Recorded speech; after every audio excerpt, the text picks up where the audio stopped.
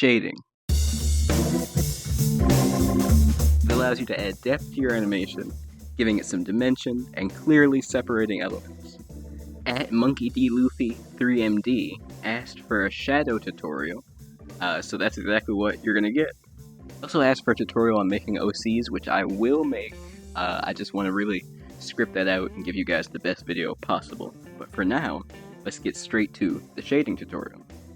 I'll be using Flip-A-Clip, but this method works regardless of the program or app you use, and I also use it for my illustrations, not just my animation. We take a fully colored animation here, and we'll add the shading layer right between the line work and the flat colors. I usually lower the opacity of this shading layer slightly, just for better clarity. I always use black for my shading. You can use other colors if you want. I've used blues before. It depends on really the vibe I want to go for, but usually black is what I use.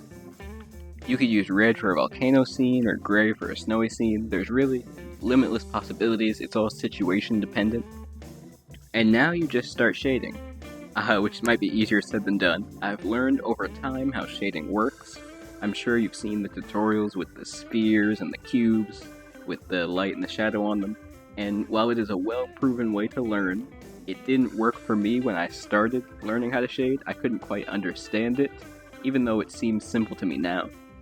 So if you're in a similar position to where I was, here's a little diagram of where and how to shade in different situations.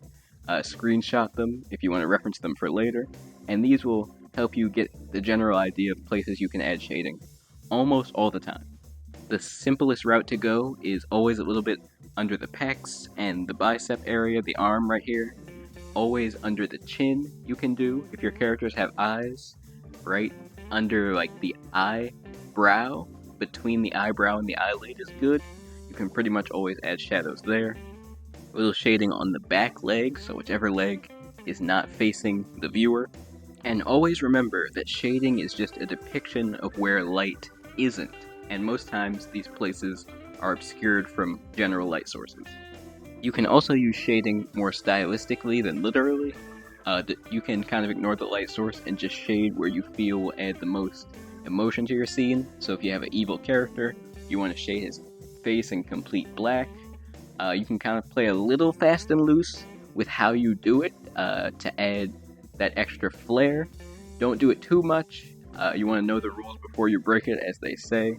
But generally, if it looks fine, it is fine, and only other nitpicky artists are going to notice it. The general public is not really going to pay attention to it. So, it's just something to keep in mind. I won't dig too much deeper into this because this is supposed to be a simple shading tutorial, but that should be enough to get your project over the hump, so to speak.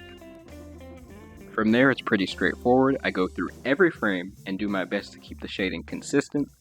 What helps with this is to shade 1 or 2 frames that you think kind of generally speak to the nature of your scene, screenshot them, and then use them as reference throughout the shading process.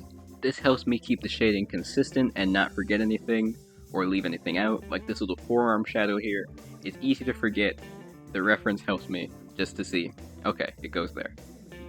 A little bonus tip for you Flip-A-Clip users as well, going outside the lines can help speed up your shading process. Then, using the bucket tool, you can fill in areas all at once. And as messy as this looks, it can add just a couple, or should I say take away a couple seconds from your process, which will make a difference. Then you'll just go back when you're done and add a clipping mask, which is right here, and the shadows will then clip to your flat colors layer. So that means they will not show up outside the boundary of the colors, which is really cool. And with the shading finished, I'll lower the opacity even more. Around 50% or so is usually good. One more thing you could do is change the blending mode to overlay, which I feel can often soften the colors. Did I say often soften? That's kind of weird. But you get the point. It's not always a necessary step, but if the shading isn't quite looking the way you want it to, sometimes adding that overlay layer can achieve the look you want.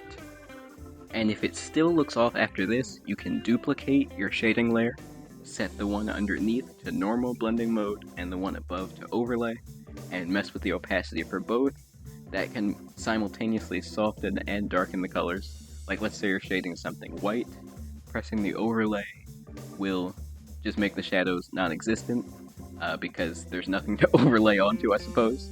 And then if you have that black layer underneath at a lower opacity, it'll allow the shading to show through once you press overlay.